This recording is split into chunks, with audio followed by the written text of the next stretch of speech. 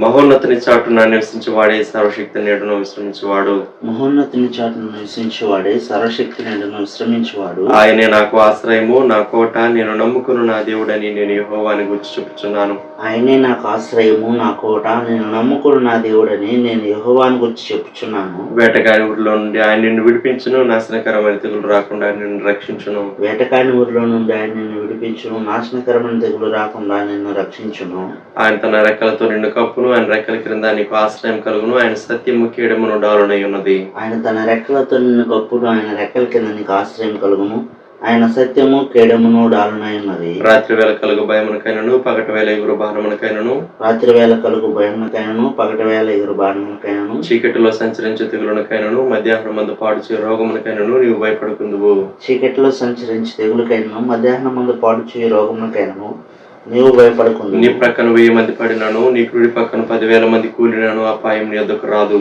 నీ ప్రక్కన 1000 మంది పడినను, నీ కుడి ప్రక్కన 10,000 మంది కూలినను అపాయం నీ ఎదుకు రాదు. నీవు కన్నులారా చూచుచుండగా భక్తిహీనులకు ప్రతిఫలం కలుగును. నీవు కన్నులారా చూచుండగా భక్తిహీనులకు ప్రతిఫలం కలుగును. యెహోవా నీవే నా ఆశ్రయము అని నీవు మహోన్నతుడైన దేవుని నీకు నివాసస్థలముగా చేసుకుని ఉన్నావు.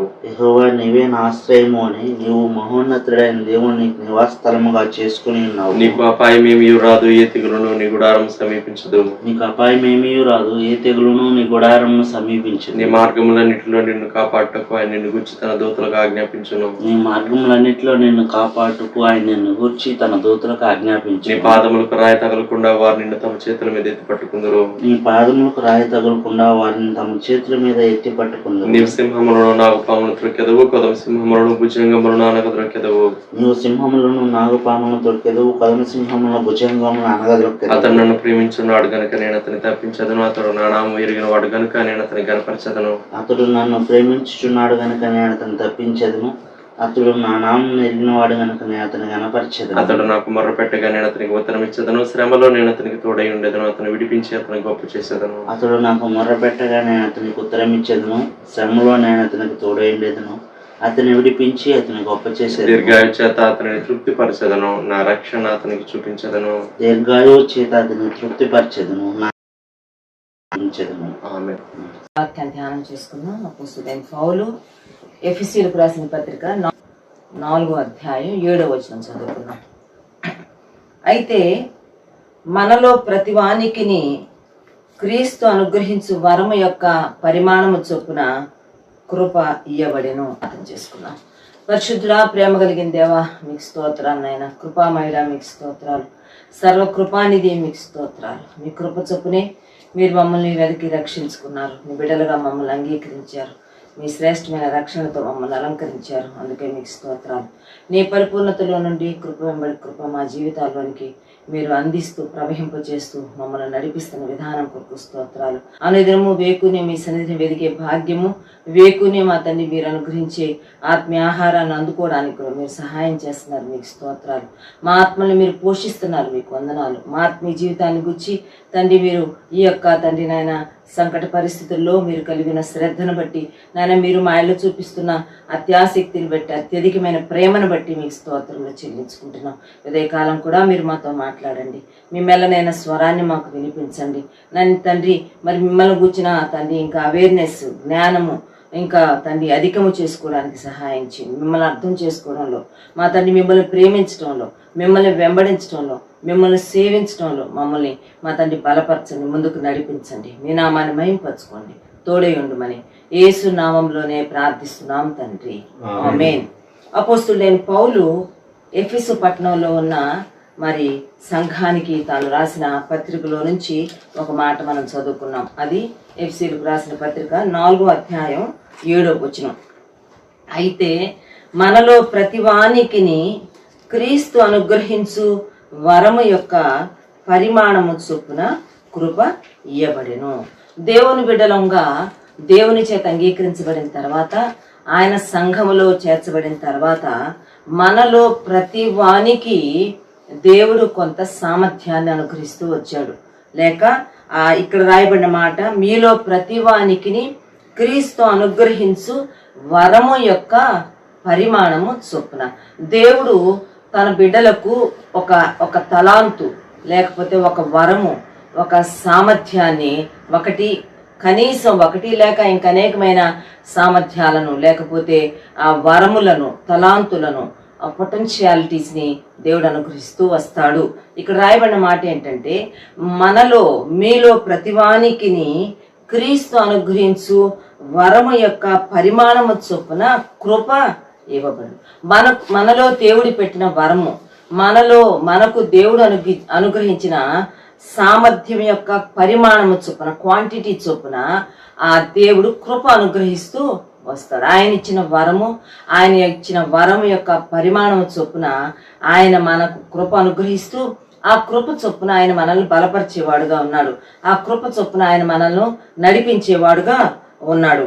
కనుక ఈ సమయంలో మనం ఆలోచించబోతున్న విషయం ఏంటంటే, దేవుని బిడ్డలంగా దేవుని సంఘంలో చేర్చబడిన మనకు దేవుడు కొన్ని తలాంతులు లేక కొంత సామర్థ్యం ఇచ్చాడు. ఆ సామర్థ్యం యొక్క క్వాంటిటీ చొప్పున తిరిగి ఆయన మనకు కృప అనుగ్రహిస్తాడు.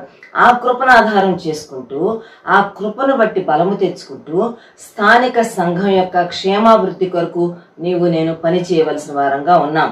మన సామర్థ్యాన్ని, మన యొక్క టాలెంట్ని, మన యొక్క వరమును దేవుని కోసం మనం వాడవలసిన వారంగా ఉన్నాం. ఒకసారి మనల్ని గురించి మనం ఆలోచన చేసుకుంటే ఖచ్చితంగా దేవుడు మనలో ఎంతో కొంత సామర్థ్యాన్ని ఆయన అనుగ్రహిస్తూ వచ్చాడు. కొంతమంది మరి చక్కగా పని చేయగలరు, చక్కగా ప్రయాసపడగలరు, చక్కగా పాడగలరు, లేకపోతే చక్కగా వాక్యం చెప్పగలరు, లేకపోతే ఇతరులను ఆదరించగలరు, పరామర్శించగలరు. వారికి అనుగ్రహించిన మరి టాలెంట్ చొప్పున మరి దేవుని యొక్క కృపను వారు తీసుకుంటూ ప్రభు కృపలో వారు ముందుకు సాగి వెళ్తూ వస్తారు. ఉదయకాలం నేను మరి ప్రభు యొక్క నడిపింపు చొప్పున చెప్పాలనుకుంటున్నా, లేక మనం ధ్యానం చేయాలనుకుంటున్న ఆ అంశం ఏంటంటే, దేవుడు నీకిచ్చిన సామర్థ్యాన్ని నీవెలాగూ వాడుతున్నావు.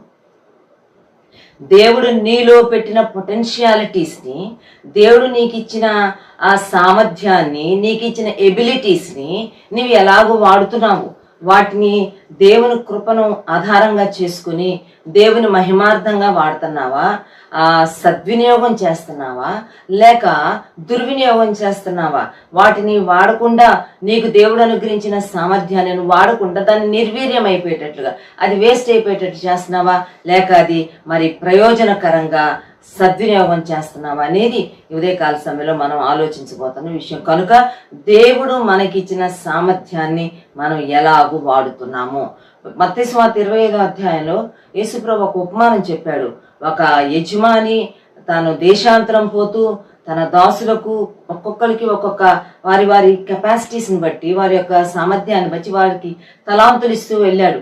ఒకరికి 5 తలాంతులు, ఒకరికి 2 తలాంతులు, ఒకరికి 1 తలాంతు. అయితే కొంతకాలమైన తర్వాత మరలా వచ్చి వారి మరి యొక్క సామర్థ్యాన్ని, లేక వారికి ఇవ్వబడిన వరములను, వారికి ఇవ్వబడిన తలాంతులను వారు ఏమి చేశారు అనే విషయాన్ని ఆయన వచ్చి హెచ్చరించుకున్నట్లుగా, లేకపోతే పరిశీలన చేసినట్లుగా మనం చూస్తాం. నమ్మకంగా వారి సామర్థ్యాన్ని వాడి మరి చక్కగా వారిలో ఉన్న తలాంతులను ప్రజ్వలింప చేసిన వారిని ఆయన అభినందించినట్లు, అలాగే దుర్వినియోగం చేసిన వ్యక్తిని, లేకపోతే యూజ్ చేయకుండా, వాడకుండా ప్రక్కన పెట్టేసిన వ్యక్తిని ఆయన మందలించినట్లుగా కూడా మనం చూస్తాం. మొట్టమొదటిగా ఒక వ్యక్తిని జ్ఞాపకం చేయాలనుకుంటున్నాను. ఎస్తేరు గ్రంథం 3వ అధ్యాయం. ఎస్తేరు గ్రంథం 3వ అధ్యాయంలో ఒక వ్యక్తికి దేవుడు ఒక అధికారం ఇచ్చాడు, లేక అధికారముతో కూడిన ఒక స్థానంలో ఆ వ్యక్తిని దేవుడు నిలబెట్టాడు. ఎవరు అని కనుక చూస్తే ఎస్తేరు గ్రంథము 3వ అధ్యాయం 1వ వచనం. ఈ సంగతులైన తరువాత రాజైన అహష్వేరోషు హమ్మెదాత కుమారుడును అగాగీయుడును హామానును ఘనపరిచి వాని హెచ్చించి వాని పీఠమును తన దగ్గరనున్న అధిపతులందరి కంటే ఎత్తుగా ఉంచెను. ఇక్కడ దేవుడు మరి అగాగీయుడైన హామాను అనే వ్యక్తికి ఒక అధికార స్థానాన్ని ఇచ్చినట్టుగా మనం చూస్తాం. రాజైన అహష్వేరోషు యొక్క 127 సంస్థానాలలో he was exalted, Haman was exalted. హామాను హెచ్చించబడ్డాడు, ఘనపరచబడ్డాడు. వాని పీఠమును తన దగ్గర ఉన్న అధిపతులందరికంటే ఎత్తుగా చేశాడు. So Haman was promoted. హామానుకు ఒక ప్రమోషన్ వచ్చింది. హామాను తనతో ఉన్న కొలీగ్స్ అందరిలో తనలో ఉన్న ఆఫీసర్స్ అందరిలో తాను ఒక ఉన్నతమైన స్థానానికి తాను హెచ్చించబడ్డాడు. తాను ఒక అధికార స్థానంలో తాను ఉంచబడ్డాడు. కొన్ని పవర్స్ తన చేతికి ఇవ్వబడ్డాయి.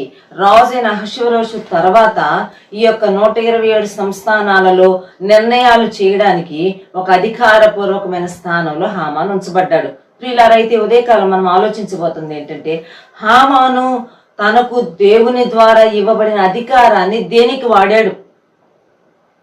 సద్వినియోగం చేశాడా, దుర్వినియోగం చేశాడా అనేది ఆలోచించబోతున్నాం. హామాను గురించి మనం జ్ఞాపకం చేసుకుంటే, తాను మరి రాజు సన్నిధికి వెళ్ళేటప్పుడు వచ్చేటప్పుడు ఆ రాజు గుమ్మములో ఉండే యూదుడైన మొర్దెకై అనే వ్యక్తి తనకు నమస్కారం చేయలేదు అనే విషయాన్ని తాను గమనించి తాను అతని మీద మరి చాలా గ్రడ్జి పెట్టుకున్నట్టుగా మనం చూస్తాం. విపరీతమైన ద్వేషం పెట్టుకొని తాను ఎలాగైనా కానీ ఈ యొక్క హామానును మరి నేను సంహరించాలి, ఏలియన్గా అతను నాకు నమస్కరించట్లేదని చెప్పి చాలా పగపూరినట్టుగా మనం చూస్తాం. ఎస్తేరు గ్రంథం 3వ అధ్యాయం 5వ వచనం. వంగకయు నమస్కరింపకయు ఉండుట హామాను చూచినప్పుడు బహుగా కోపగించి, మొర్దెకై ప్రాణము మాత్రము తీయుట స్వల్ప కార్యమని ఎంచి, మొర్దెకై యొక్క జనులు ఎవరైనది తెలుసుకుని అహష్వేరోషు యొక్క రాజ్యమనంతటా ఉండు మొర్దెకై స్వజనులకు యూదులనందరినీ సంహరించుటకు ఆలోచించెను. హామానును దేవుడు ఒక అధికార స్థానంలో ఉంచాడు.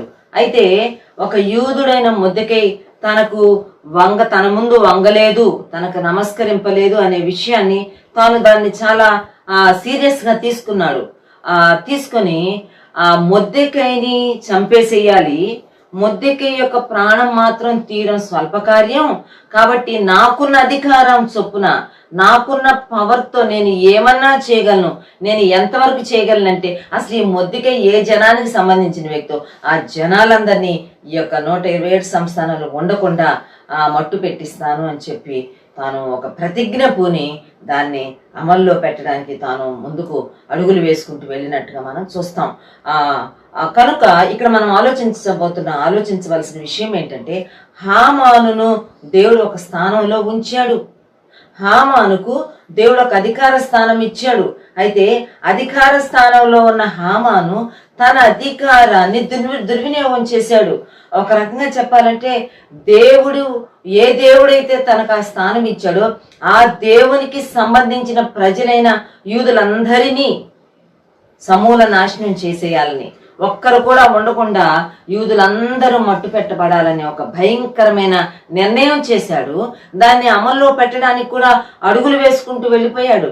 రాజుతో మాట్లాడాడు, రాజుకి ఏవేవో తప్పుడు సమాచారం ఇచ్చాడు, యూదులందరినీ సంహరించడానికి తాకీదులు రాయించాడు, రాజుగారి యొక్క ఆ ముద్ర వేయించాడు, రాజుగారి ఉంగరపు ముద్ర కూడా వేయించి ఆ ప్రతులు ఆ 127 సంస్థానాల్లో తాను పంచిపెట్టినట్టుగా కూడా మనం చూస్తాం. కనుక హామానుకు దేవుడు అనుగ్రహించిన సామర్థ్యాన్ని లేక దేవుడు అనుగ్రహించిన పొజిషన్ని, అధికారాన్ని తాను దుర్వినియోగం చేసినట్టుగా చూస్తాం. అయితే నేను దేవుని గ్రంథం నుంచి మరొక వ్యక్తిని జ్ఞాపకం చేయాలనుకుంటున్నాను. ఈ వ్యక్తి కూడా మరి ఒక మంచి స్థానంలో, ఒక అధికార స్థానంలో, నెక్స్ట్ టు కింగ్ లేక వెరీ క్లోజ్ టు కింగ్, రాజుకి చాలా సన్నిహితంగా ఉన్న ఒక వ్యక్తి తన స్థానాన్ని, దేవుడు తనకి ఇచ్చిన చనువును, ఆ యొక్క అధికారాన్ని తాను ఎలా సద్వినియోగం చేశాడో కూడా ఇదే కాలం మనం ఆలోచన చేయబోతున్నాం. దాని కొరకు నెహెమ్యా గ్రంథంలోకి రండి. నెహెమ్యా గ్రంథం 2వ అధ్యాయంలో కనుక మనం వస్తే ఆ దినాలు ఎలాంటి దినాలు, ఏ దినాల్లో జరిగిన ఆ చరిత్ర అక్కడ రాయబడిందంటే, ఇశ్రాయేల్ యొక్క విధేయతను బట్టి, వారి యొక్క పాపములను బట్టి వారు 70 సంవత్సరాల చెరకాలంలోనికి వెళ్ళిపోయారు. మరి అషూరు రాజ్యంలోనికి ఇశ్రాయేలీలు, బబులోను సామ్రాజ్యంలోనికి చెరగా యూదులు కొనిపోబడ్డారు. ఈ పరిస్థితుల్లో మరి నెహెమ్యా కూడా వెళ్ళిపోయాడు. నెహెమ్యా వాజ్ ఎ జ్యూ, యూదుడుగా ఉన్నాడు కనుక తాను కూడా కొనిపోబడ్డాడు, చెరలో ఉన్నాడు. ఇప్పుడు బబులోను రాజ్యాన్ని ఆ పారసీకులు అధికారంలోకి తీసుకున్నారు. పారసీక రాజైన అర్తహషస్తు ఏలుబడి చేస్తున్నాడు. ఆ పరిస్థితులలో నెహెమ్యా ఒక మంచి ఉన్నతమైన స్థానంలో, ఒక అధికార స్థానంలో తానున్నాడు. ఏంటి తన ప్లేస్ అని కనుక మనం ఆలోచన చేస్తే, నెహెమ్యా గ్రంథం 2వ అధ్యాయం 1వ వచనం. అటు తరువాత అర్తహషస్తు రాజు ఏలుబడి కాలంన 20వ సంవత్సరంలో నీసాను మాసమందు రాజు ద్రాక్షారసము తాగవలెనని చూచుండగా నేను ద్రాక్షారసము తీసుకుని రాజునకు అందించి తిని. దానికి ఇంకా ముందున్నది 11వ వచనం, మొదటి అధ్యాయం 11వ వచనం ఆఖరి లైన్. నేను రాజునకు గిన్నె అందించు వాడనై ఉంటుంది. ఏ కప్ బేరర్గా తానున్నాడు, ద్రాక్షారసపు గిన్నె అందించేవాడుగా ఉన్నాడు. రాజు ఖచ్చితంగా తనతో తన యొక్క ఫుడ్ విషయాలు, ఆహార విషయాల్లో శ్రద్ధ తీసుకోవడానికి, జాగ్రత్త తీసుకోవడానికి ఒక పానదాయకుడిని, ఒక భక్షకారుని ఉంచుకుంటాడు. భక్షకారుడేమో రాజు తినవలసిన ఆహార పదార్థాలను గుచ్చి శ్రద్ధ తీసుకుంటాడు, పానదాయకుడేమో రాజు తీసుకునే పానీయాలను గుచ్చి శ్రద్ధ తీసుకుంటాడు. నెహెమ్యాను మరి అర్తహషస్తరాజు ఎంత నమ్మాడంటే తన యొక్క కప్ బేరర్గా మరి నెహెమ్యాను రాజు నియమించినట్టుగా మనం చూస్తాం. కనుక రాజుకు గిన్నె అందించేవాడుగా ఉన్నాడు. ఎంత నమ్మకమైన వ్యక్తి అయితే తప్ప నెహెమ్యా ఆ స్థానానికి చేరుండేవాడు కాదు. నెహెమ్యా చేతులలో రాజు యొక్క ప్రాణం ఉన్నది, లేక రాజు అయిన అర్తహషస్త ఎంతో భరోసాతో తన ప్రాణాన్ని నెహెమ్యా చేతుల్లో పెట్టాడు. నా ప్రాణాన్ని నువ్వు జాగ్రత్తగా చూసుకుంటావు కనుక నేను తీసుకునే పానీయాల విషయంలో నీవే బాధ్యత తీసుకోవాలి అన్నట్టుగా పానదాయకుడిగా గిన్నె అందించేవాడుగా ఉంచాడు. కనుక ఒక మంచి స్థానంలో మరి నెహెమ్యా ఉంచబడ్డాడు. అయితే ఈ యొక్క పరిస్థితుల్లో అప్పుడున్న తన ప్రజల యొక్క మరి దీన అవస్థ ఏంటి అని కనుక మనం చూస్తే, ఆనాటి యూదులు మరి యెరూషలేముకు తిరిగి వచ్చారు. అయితే వారు యెరూషలేంలో ఉన్న పడిపోయిన మందిరాన్ని 70 సంవత్సరాల తర్వాత తిరిగి పునర్నిర్మించుకున్నారు. కానీ యెరూషలేము చుట్టూరా ఉన్న ప్రాకారాలు, కాంపౌండ్ వాల్ మొత్తం మరి పడగొట్టబడింది. దాని చుట్టూరు ఉన్న చాలా పెద్ద గుమ్మాలు, 12 గుమ్మాలు కాల్చివేయబడ్డాయి. కనుక ఏ పరిస్థితుల్లో అయినా శత్రువు తిరిగి ఆ యూదయ దేశంలోకి లేక యెరూషలేం పట్టణంలోనికి, దేవుని మందిరం ఉన్న యెరూషలేం పట్టణంలోనికి ధారాళంగా ప్రవేశించగలరు, మరలా దాడి చేయగలరు, మరలా వీళ్ళని తిరిగి ఏమన్నా చేయగలరు, ఎక్కడికన్నా తీసుకెళ్ళగలరు. దాని గురించి నెహెమ్యాకు తెలిసినప్పుడు he was very much concern and he was very much disturbed. దాని విషయంలో చాలా మనసుకు తీసుకుంటాడు, చాలా కలత చెందుతాడు. 4 మాసాలు తాను అన్నపానాలు లేకుండా ఉపవాసం ఉండి ప్రార్థన చేసినట్టుగా మొదటి అధ్యాయంలో మనం చూస్తాం. తద్వారా తన ముఖం ఒక రకమైన సిక్లీ లుక్ వచ్చేసేసింది. సో ఆ రోజు 2వ అధ్యాయంలో ఒకరోజు రాజు తాను ద్రాక్షారసం గిన్నె అందించడానికి వెళ్ళినప్పుడు రాజు ఒకసారి అర్తహషస్త రాజు నెహెమ్యా ముఖం చూచినప్పుడు చాలా విచారంగా కనబడ్డాడు. అప్పుడు అడుగుతాడు, నీవేమి 2వ వచనం, నీకు వ్యాధి లేదు కదా, నీ ముఖము విచారముగా ఉన్నదేమిటి, ఇది నీ హృదయము దుఃఖము చేతనే అది కలిగినదని నాతో అనగా. ఎందుకు నీవు మరి సాడ్ గా కనబడుతున్నావు? ఆరోగ్యపరంగా అయితే బాగున్నావు కదా, నీవేదో హృదయంలో విచారం పెట్టుకున్నావు, నీ మనసులో ఏదో దుఃఖం కూడగట్టుకుంది, ఏంటి చెప్పు అన్నప్పుడు తాను చెప్పుకుంటూ వస్తాడు. నా పితరులున్న పట్టణం చుట్టూరున్న, నా పితరుల సమాధులున్న పట్టణం చుట్టూరున్న ప్రాకారాలు పడిపోయి, గుమ్మాలు కాల్చివేయబడ్డాయి. నేను how can I be happy, ఎలా నేను ఉండగలను రాజా సంతోషంగా? అంటే సరే ఏం చేద్దాం అనుకుంటున్నావు, మీరు అనుమతిస్తే నేను వెళ్తాను, తిరిగి చుట్టూరా ఉన్న ప్రాకారాలను మరలా నేను కట్టుకుంటాను, గుమ్మాలను నిలబెట్టాలనుకుంటున్నాను, నా ప్రజలుండి యెరూషలేం పట్టణాన్ని నేను కట్టుదిట్టం చేసుకోవాలనుకుంటున్నాను అని తాను తెలియజేసినట్టుగా మనం చూస్తాం. ఇక్కడ మనం గమనించాల్సిన విషయం ఏంటంటే, నెహెమ్యాకు దేవుడిచ్చిన అధికార స్థానాన్ని తాను సద్వినియోగం చేసుకుంటున్నాడు. తన ప్రజలకు తాను మేలు చేయాలనుకున్నాడు. తన ద్వారా తన స్వజనాంగము, తన స్వజనులైన యూదులు ప్రొటెక్ట్ చేయబడాలి అనుకున్నాడు. ఎంత ఆశ్చర్యకరమైన విషయం అంటే, రాజుగారి యొక్క అనుమతి తీసుకుంటాడు. రాజుగారు చాలా సుముఖంగా తన పట్ల రెస్పాండ్ అయ్యి మరి పర్మిషన్ లెటర్స్ రాసిస్తాడు. ఎంత ఆశ్చర్యం అంటే మనం గమనించబోతున్నాం ఆ మాట 5వ అధ్యాయంలో. మరి ఈ యొక్క షూషను కోటలో ఉన్న నెహెమ్యా యూదయ దేశానికి, యెరూషలేము పట్టణం ఉన్న యూదయ ప్రాంతానికి 12 సంవత్సరాలు డెప్యుటేషన్ మీద పంపబడతాడు. అక్కడికి వెళ్ళి 12 ఇయర్స్ ఆ ప్రాంతానికి తాను గవర్నర్ గా ఉండి తన ప్రజలకు తాను మేలు చేసుకున్నట్టుగా మనం చూస్తాం. చూడండి, ఈ మాట స్పష్టంగా 5వ అధ్యాయంలో ఉంది. నెహెమ్యా గ్రంథం 5వ అధ్యాయం 14వ వచనం. మరియు నేను యూదా దేశములో వారికి అధికారిగా నిర్ణయింపబడిన కాలము మొదలుకొని, అనగా అర్తహషస్తరాజు ఏలుబడి యందు 20వ సంవత్సరము మొదలుకొని 32వ సంవత్సరం వరకు 12 సంవత్సరములు అధికారికి రావాల్సిన సొమ్మును నేను గాని నా బంధువులు గాని తీసుకొనలేదు. అధికారిగా తాను అక్కడికి పంపించబడ్డాడు. ఒక రోజు కాదు, 2 రోజులు కాదు. అర్థహర్షస్య ఏలుబడిలో 20వ సంవత్సరంలో పంపబడ్డాడు. 32వ సంవత్సరం వరకు యోదయ దేశంలోనే ఉండిపోయాడు. వారికి తాను ఒక అధికారిగా పంపబడ్డాడు. అధికారిగా పంపబడిన తాను శాలరీ కూడా తీసుకోలేదంట. నేను అక్కడ సొమ్ము ఆశించలేదు, నేను అక్కడ నా అధికారిగా నాకు రావాల్సిన సొమ్ము తీసుకోలేదు, నేను కానీ నా బంధువులు కానీ తీసుకోలేదు. సరికదా మీరు గనక ఈ భాగం అంతా చివరి వరకు 15 నుంచి 18 వరకు మనం చూస్తే, తాను కూడా అక్కడున్న ప్రజలందరినీ కూడగట్టి ఆ యొక్క ప్రాకారాలు నిర్మించబడ్డంలో ప్రయాసపడినట్టుగా మనం చూస్తాం. మనం గమనించాల్సిన విషయం ఏంటంటే, తనకివ్వబడిన అధికార స్థానాన్ని తన ప్రజల యొక్క మేలు కొరకు, తన ప్రజల యొక్క దీవెన కొరకు దాన్ని సద్వినియోగం చేశారు. ప్రియమైన వారలారా, ఎఫ్ఎస్సీ పత్రిక 4వ అధ్యాయం 7వ వచనంలో మనం చదువుకున్నాం. కాగా దేవుడు మనలో ప్రతివానికిని అనుగ్రహించబడిన వరము యొక్క పరిమాణము చొప్పున ఆయన కృప ఇస్తాడు. ఇచ్చిన కృపను మనం సద్వినియోగం చేసుకోవాలి. ఆ కృపను ఆధారంగా చేసుకొని మనకివ్వబడిన సామర్థ్యాన్ని, మనకివ్వబడిన అవకాశాలను, మనకివ్వబడిన తలాంతులను దేవుని రాజ్య వ్యాప్తి కొరకు, దేవుని ప్రజల యొక్క శ్రేయస్సు కొరకు వాడాల్సిన వారంగా ఉన్నాం. 12 సంవత్సరాలు వారి మధ్యలో ఉంటాం. 12 సంవత్సరాలు ఎక్కడైనా ఎవరైనా డెప్యుటేషన్ మీద వెళ్తారా? ఎవరైనా పంపిస్తారా? పంపబడ్డాడు, తాను వెళ్ళాడు. 12 సంవత్సరాలు తన ప్రజల మధ్యలో ఉండి పరిస్థితులను చాలా మట్టుకు ఒక గొప్ప రిఫర్మేషన్ తీసుకొని వచ్చి వారందరినీ తిరిగి స్థిరపరిచినట్లుగా మనం చూస్తాం. కనుక ఉదయకాలం మొదటి అంశం ఏంటంటే, దేవుడు నీకు ఇచ్చిన అధికార స్థానం, లేక దేవుడు నిన్ను ఎక్కడ ఒక అధికారిగా లేక మరి ఆ నిర్ణయాలు చేయడానికి ఒక గురుతరమైన స్థానంలో ఉంచాడో, ఆ స్థానంలో ఉన్న నీవు దేవుని ప్రజలకు, దేవుని పేరు పెట్టుకున్న ప్రజలకు, లేక నీ వైపు ఆశతో చూస్తున్న వారికి వరకు, నీ మీద ఆధారపడుతున్న వారికి నీవేమన్నా మేలు చేస్తున్నావా? దేవుడు నీకు ఇచ్చిన అధికారం నీవు మేలు చేయడానికి, దేవుడు నీకు ఇచ్చిన స్థానము నీవు ఇతరులను లిఫ్ట్ చేయడానికి, ఇతరుల జీవితాలకు ఒక భరోసా, ఒక ఆసరా ఏర్పాటు చేయడానికి దేవుడు నిన్ను ఒక స్థానంలో ఉంచాడని గుర్తుపెట్టు. నాట్ టు డిసీవ్ దెమ్, వాళ్ళని ఏదో మోసం చేయడానికి, లేకపోతే వాళ్ళని నష్టపరచడానికి కాదు, వాళ్ళని కష్టపెట్టడానికి కాదు, కానీ వాళ్ళను ఉన్నతమైన స్థితికి రావడానికి నీవు దోహదపడవలసిన వాడుగా, దోహదపడవలసిన దానవుగా ఉన్నావు. హామాను తన ద్వారా తన అధికారాన్ని దుర్వినియోగం చేసి యూదులను సమూలు నాశనం చేయాలని చూచాడు. నెహెమ్యా తన అధికారాన్ని సద్వినియోగం చేసుకుని తన ప్రజలు 12 సంవత్సరాలు సుభిక్షంగా ఉండడానికి తాను పాటుపడినట్టుగా దేవుని కృపను తను సద్వినియోగం చేసుకున్నట్టుగా మనం చూస్తాం. 2వ అంశంలోకి వస్తాను చూడండి. 2వ అంశంలో అపోస్తలుల కార్యాలు 5వ అధ్యాయంలోకి వెళ్దాం. అపోస్తలుల కార్యాలు 5వ అధ్యాయంలో ఇక్కడ మనకి బర్నబా అనే ఒక వ్యక్తి మనకు కనబడతాడు.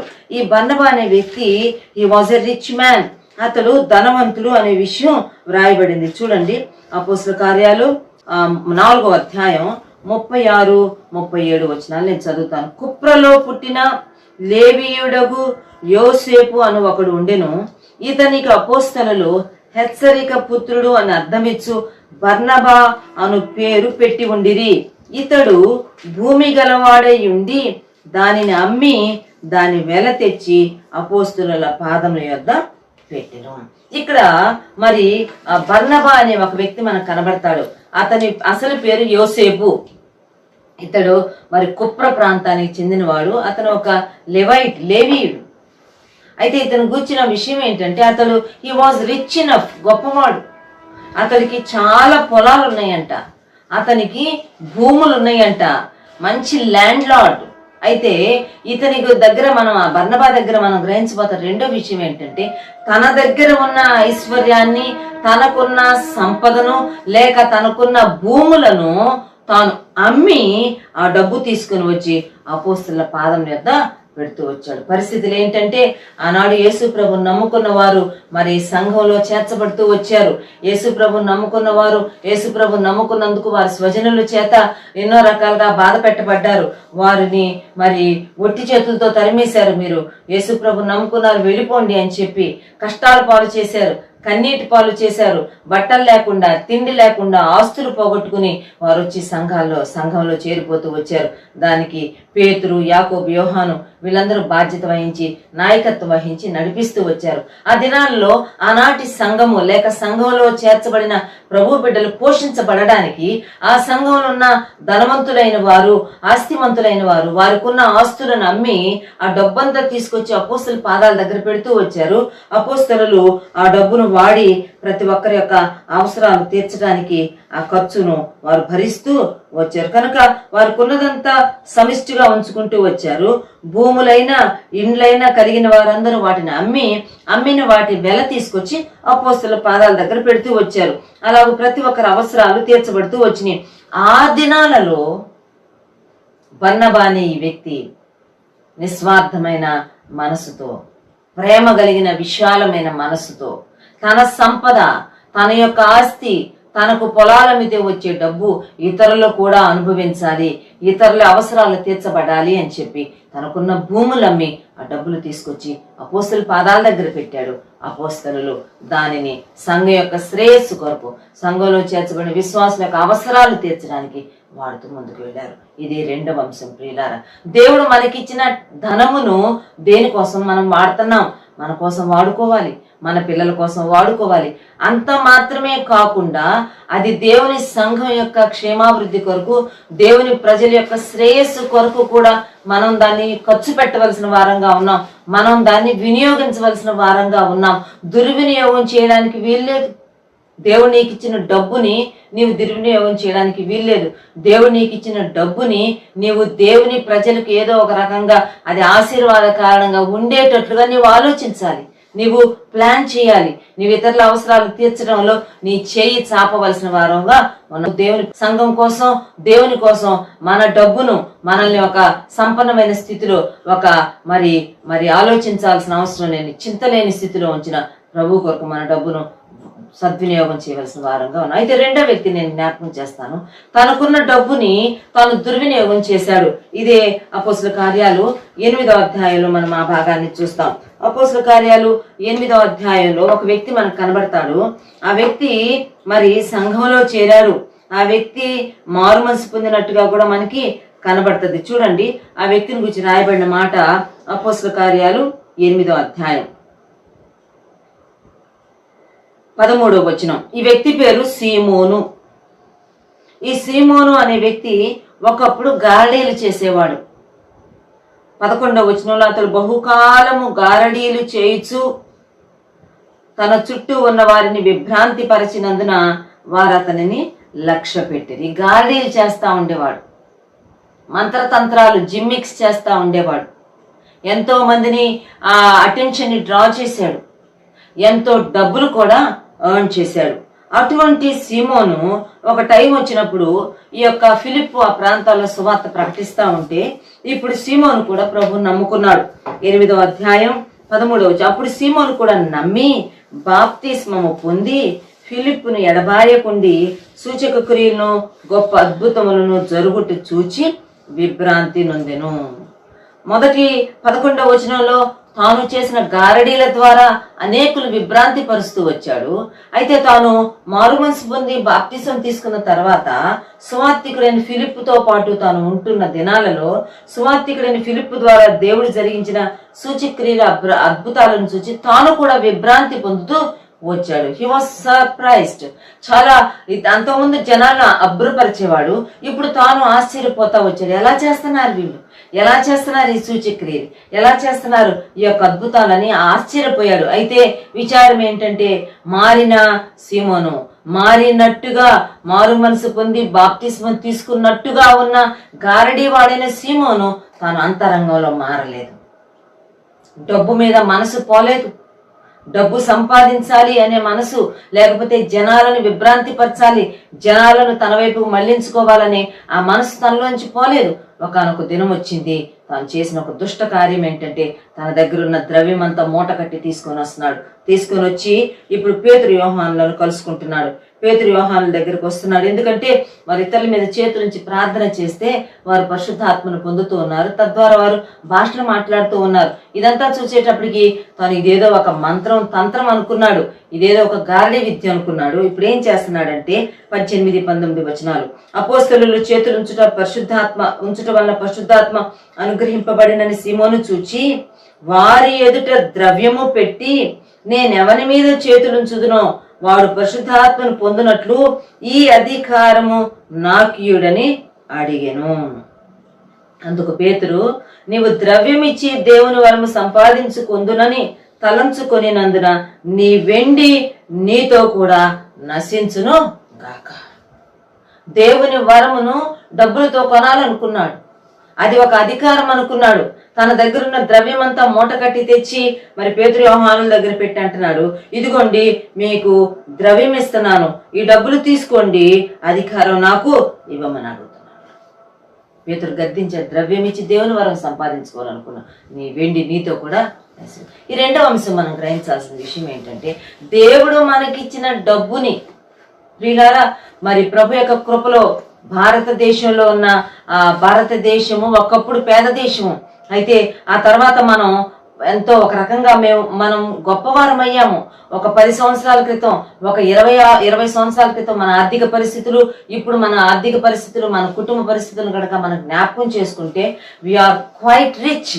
మనం సంపన్న పరిస్థితుల్లో ఉన్నాము. ఆహారం కోసం వెతుక్కోవాల్సిన అవసరం లేదు. ఎంతో నెమ్మదికరమైన పరిస్థితిలో ఉన్నాం.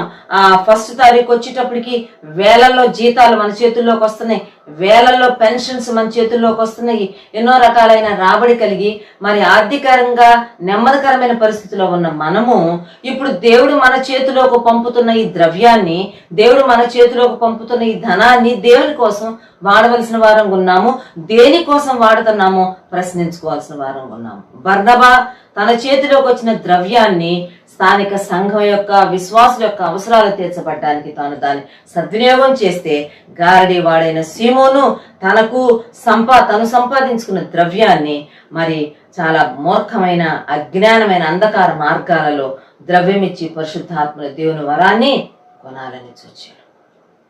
ఈనాడు చాలా మంది డబ్బుని దుర్వినియోగం చేస్తున్నారు, లంచాలుగా దాన్ని మార్చేస్తున్నారు, అధికారాన్ని కొనటానికి లేకపోతే ఏదో కొనటానికి డబ్బును వాడుతున్నారు. ప్రియమైన వారులారా, దేవుడు మన చేతిలో ధనము పెట్టింది దాన్ని సద్వినియోగం చేయడానికి, తుదకది తిరిగి సంఘం యొక్క క్షేమాభివృద్ధికి ఏదో రకంగా అది దోహదపడాలి తప్ప స్వార్థంతో దుర్మార్గ కార్యాలు చేయడానికి, దుష్ట కార్యాలు చేయడానికి, మన డబ్బును దుర్వినియోగం చేయడానికి వీల్లేదు అనే విషయాన్ని మనం రెండో అంశంగా గ్రహించాల్సిన వారం ఉన్నాం. మూడో అంశం దగ్గరికి వెళ్దాం. చూడండి, న్యాయాధిపతుల గ్రంథము 4వ అధ్యాయంలో ఒక సామాన్యమైన స్త్రీ తన జీవితంలో తాను చేసిన ఒక కార్యాన్ని గురించి మనం ఆలోచన చేయబోతున్నాం. ఈ యొక్క ఆ స్త్రీ పేరు న్యాయాధిపతుల గ్రంథం 4వ అధ్యాయం, ఆమె పేరు యాయేలు. ఒక కామన్ ఉమన్, ఒక కామన్ హౌస్ వైఫ్, చాలా సీదా సాదా గృహిణి, ఒక ఇల్లాలు, తన ఇంటికి మాత్రమే పరిమితం అయిపోయిన స్త్రీ, అసలు చుట్టుపక్కల ఉన్న విషయాలతో తాను ఏమాత్రము రిలేట్ అవుతున్న వ్యక్తి కాదు. తను గుడారాలలో ఉండే యాయేలు అని రాయబడుతుంది. 5వ అధ్యాయంలో ఆ మాట మనకు కనబడుతుంది. 24వ వచనం, కయీనీయుడైన హెబెరు భార్య యాయేలు స్త్రీలలో దీవెన నొందును, గుడారములలో ఉండు స్త్రీలలో ఆమె దీవెన నొందును. She was limited to her tent. తన గుడారం వరకే తాను పరిమితం అయిపోయింది. కేవలం ఒక ఇల్లాలుగా ఇంట్లో అంటు తవ్వుకుంటా, బట్టలు తుక్కుంటా, పిల్లలను చూసుకుంటా, వంట చేసుకుంటా ఉండిపోయింది. అయితే ఈమెలో ఉన్న ఒక గొప్ప విషయం ఏంటంటే షీ వాజ్ వెరీ కరేజియస్, చాలా ధైర్యవంతురాలు, ఒక అసమానమైన అన్యూజువల్ బ్రేవ్నెస్ తనలో ఉన్నది. గొప్ప ధైర్యవంతురాలు, ధైర్యశాలి యాయేలు. అప్పుడున్న పరిస్థితులు ఏంటంటే దేవుని ప్రజలైన ఇశ్రాయేలీలు, కనానీలు చాలా సఫర్ చేస్తా వచ్చారు. 20 సంవత్సరాల నుంచి ఇశ్రాయేలీలు, కనానీలు బాధ పెడతా ఉన్నారు. ఆ దినాల్లో దేవుడు మరి న్యాయాధిపతులను లేపుకొని ఇశ్రాయేలును నెమ్మదిస్తూ వచ్చాడు. ఈ సంఘటన జరిగేటప్పటికి దేవుని ప్రజల మధ్యలో దెబోరా అనే ఒక స్త్రీని దేవుడు న్యాయాధిపతినిగా నిలబెట్టుకున్నాడు. కనుక ఈ దెబోరా అనే న్యాయాధిపతి మరి ఇశ్రాయేలీల సైన్యంలోని సైన్యాధిపతి అయిన బారాకుతో కలిసి మరి యుద్ధ భూమిలోనికి వెళ్తది. మరి కనానీయులతో యుద్ధం చేయడానికి వారు పూనుకుంటారు. ఆ యుద్ధ సమయంలో దేవుని యొక్క ఇంటర్ఫీరెన్స్ చాలా స్పష్టంగా కనబడుతుంది. దేవుడే వారితో యుద్ధం చేశాడు అని రాయబడింది. దేవుని ప్రజల పక్షంగా దేవుడు యుద్ధం చేస్తాడు. కనానీయుల సేనాధిపతి అయిన సీసెరా అనే వ్యక్తి నాయకత్వం వహించి ఇశ్రాయేల్ మీదకి యుద్ధానికి వచ్చినప్పుడు, దేవుడు సర్వసేనను కలవరపరిచినప్పుడు అందరు ఎక్కడో అక్కడ పారిపోతారు. సీసెరా కూడా తన రథాన్ని విడిచిపెట్టి కాలినడకన పారిపోతాడు. రథం కన్నా తాను ఫాస్ట్ గా పరిగెత్తగలను అనుకుంటాడు. రథాన్ని విడిచిపెట్టి తాను పారిపోతాడు. పరిగెత్తుతూ ఉన్నప్పుడు తనకు ఈ యొక్క యాయేలు ఉండే గుడారం వస్తుంది. యాయేలు యొక్క గుడార ప్రాంతం గుండా తాను పరిగెత్తుతూ ఉంటాడు. ఒక ఇంటిలో ఉన్న యాయేలుకు ఆనాటి తన ప్రజల యొక్క సమస్య, తన ప్రజలను కనానీలు ఎలాగూ సఫర్ చేస్తున్నారు, ఎలాగూ ఓవర్ రూల్ చేస్తున్నారు, ఎలాగ దౌర్జన్యాలు దుర్మార్గాలు చేస్తున్నారు, అవన్నీ తనకు తెలిసినవే. ఆ సమయంలో తాను తన యొక్క కరేజ్ని, తన ధైర్యాన్ని వాడి గుడారంలో నుంచి బయటకు వచ్చి వాకిట నిలబడి అలిసిపోయి పరిగెత్తుతున్న సీసెరాని తన ఇంటిలోనికి పిలిచి, వారికి అంతకుముందు కొంత పరిచయం ఉంటుంది కనుక తన ఇంటిలోనికి పిలిచి అతను సేద తీరడానికి అతనికి నీళ్లు అడిగితే పాలిచ్చి, మంచి రాజుకు తగ్గ పాత్రలో ఇచ్చి, తర్వాత మేగడేసి ఇచ్చి, చక్కగా వేడివేడి పాలిచ్చి రెస్ట్ తీసుకోమని చెప్పి పండుకున్నప్పుడు బాగా తాను కంబళి కప్పి పండుకోమని చెప్పి ఒక గొప్ప కార్యాన్ని, ధైర్య సాహసాలతో కూడిన కార్యాన్ని చేస్తుంది. ఏంటని కనుక మనం చూస్తే 4వ అధ్యాయంలో మీ వివరాలన్నీ ఉన్నాయి. 19వ వచనం, ఆమె గొంగళితో అతన్ని కప్పగా అతడు దప్పికొని ఉన్నాను, దయచేసి దాహంలో కొంచెం నీళ్ళిమ్మని అడిగాను. ఆమె ఒక పాలబుడ్డి విప్పి అతనికి దాహం ఇచ్చి అతని కప్పుచుండగా, గుడారపు ద్వారం నిలిచిండుము, ఎవడే గాని లోపలికి వచ్చి ఇక్కడ ఎవడైనా ఉన్నాడా అని నిన్ను అడిగితే ఎవడూ లేడని చెప్పవలను. సరేనని చెప్పింది. ఇతను లోపల నిద్రపోతున్నాడు. She did a courageous task. ఒక ధైర్య సాహసాలతో కూడిన కార్యం చేసింది. ఏంటి అంటే 21వ వచనం, పిమ్మటి హెబెరు భార్య అని యాయేలు గుడారపు మేకు తీసుకుని సుత్తె చేత పట్టుకొని అతని యొద్దకు మెల్లగా వచ్చి అతనికి అలసట చేత గాఢ నిద్ర కలిగి ఉండగా నేలకు దిగినట్లు ఆ మేకును అతని కణతలలో దిగగొట్టగా అతడు చచ్చెను. బారాకు సీసెరాను తరుముచున్నగా యాయేలు అతన్ని ఎదుర్కొని వచ్చి, రమ్ము, నీవు వెదకుచున్న మనుష్యుని నీకు చూపించదనగా అతడు వచ్చినప్పుడు సీసెరా చచ్చిపడి ఉండెను. ఆ మేకు అతని కణతలలో.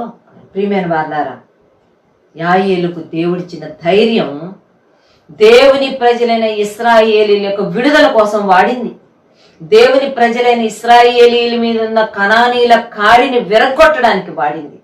ఆ తర్వాత దేవుని ప్రజలు 40 సంవత్సరాలు నెమ్మదిగా ఉన్నారు. ఆమెలో ఉన్న ధైర్య సాహసాలు దేవుని కోసం తాను వాడింది. మనలో ప్రతివానికిని దేవుడు అనుగ్రహించిన వరము యొక్క పరిమాణం చొప్పున ఆయన మనకు కృప ఇస్తాడు. ఆ కృపను ఆధారంగా తీసుకుని దేవుని కొరకు మనం కార్యాలు చేయాలి.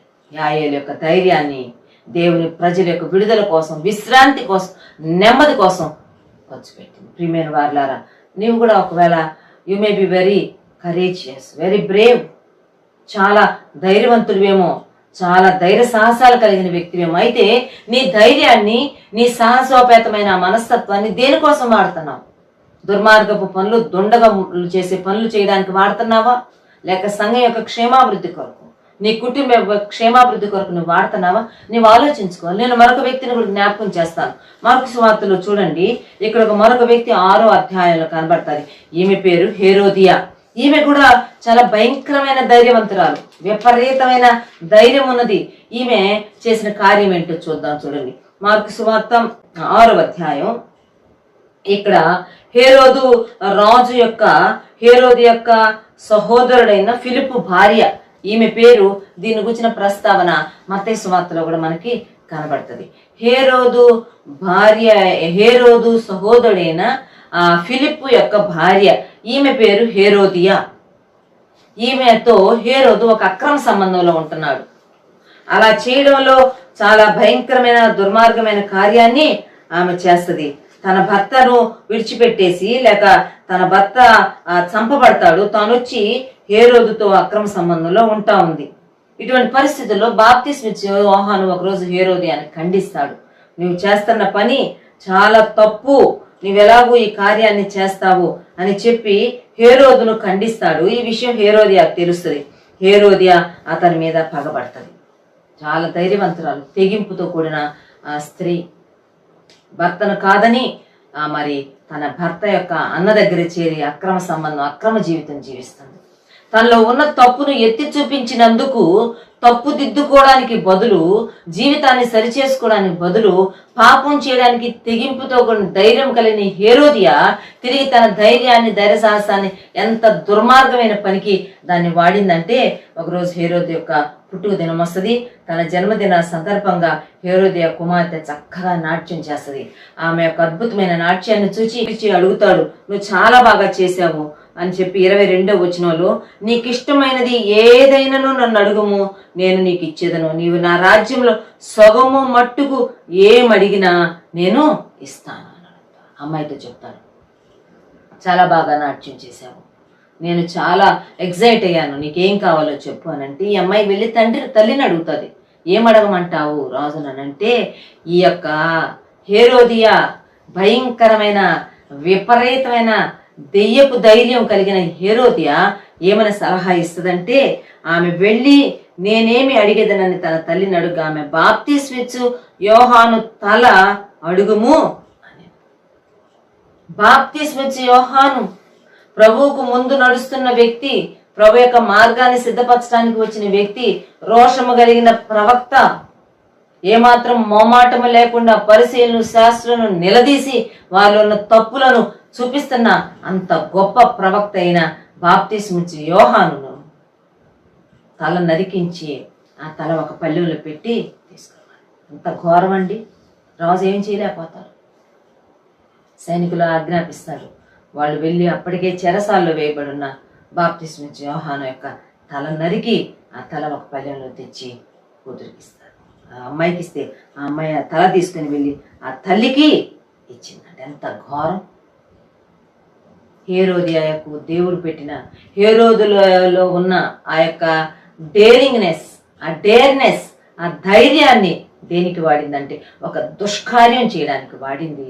యాయేలులో ఉన్న ధైర్యము ఒక గొప్ప కార్యం, ఒక సాహస కార్యం, ఒక శూర కార్యం చేసి తన ప్రజలైన ఇశ్రాయేలీయుల యొక్క నెమ్మదికి దోహదపడింది. ప్రియమైన వారలారా, నువ్వు ఒకవేళ పిరిగిదానివి కాదేమో, పిరికివాడవు కావేమో, నువ్వు చాలా ధైర్యవంతుడివేమో, అయితే నీ ధైర్య సాహసాలు దేనికి వాడుతున్నావో ప్రశ్నించుకో.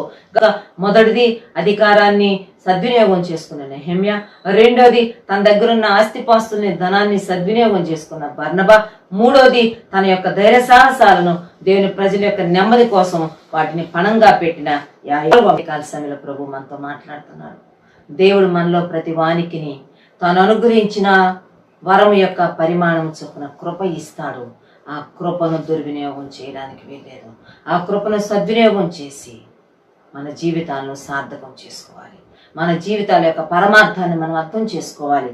ఒక మరి నెహెమ్యా లాగా, ఒక బర్నబా లాగా, ఒక యాయేలు లాగా వారంగా మన జీవితాలను మనం సార్థకం చేసుకోవాల్సిన వారంగా ఉన్నాం. అటువంటి కృప దేవుడు మనకందరికీ అనుగ్రహించును గాక. ఆమేన్. ప్రార్థన చేసుకుందాం. పరిశుద్ధుల ప్రేమగల దేవ, మీకు స్తోత్రాలైనా ఉదయకాల సమయంలో ఎఫ్సీ పత్రిక 4వ అధ్యాయం 7వ వచనం ద్వారా మీరు మాతో మాట్లాడినందుకు మీకు స్తోత్రములు చెల్లించుకుంటున్నాం. దేవా, మీరు మాకు ఏమి ఇచ్చారో మా తండ్రి, మీరు మాకు ఇచ్చిన వరము, మీరు మాకు ఇచ్చిన తలాంతు, మీరు మాకు ఇచ్చిన స్థానము, మీరు మాకు ఇచ్చిన బుద్ధి జ్ఞానాలు, మా తండ్రి అధికారపు స్థానము, మాకు మీరు ఏది ఇచ్చినా అది మేము మీకోసం సద్వినియోగం చేయవలసిన వారం ఉన్నాం. మా తండ్రి లోకల్ చర్చి తండ్రి దాని ద్వారా బ్లెస్ అవునట్లుగా తండ్రి మాలో మీరుంచిన వరములను మేము ప్రజ్వలింప చేయడానికి తండ్రి నీ కృపను ఆధారంగా చేసుకుని నీ కోసం మేము పని చేయడానికి ఈ నూతన సంవత్సరంలో నీ కృపను మాకు అనుగ్రహించుమని, నీ కృప చొప్పున మమ్మల్ని బలపరచుమని, నడిపించుమని, మీరే మహిమను పొందుమని యేసు నామంలోనే ప్రార్థిస్తున్నాము తండ్రి. ఆమేన్.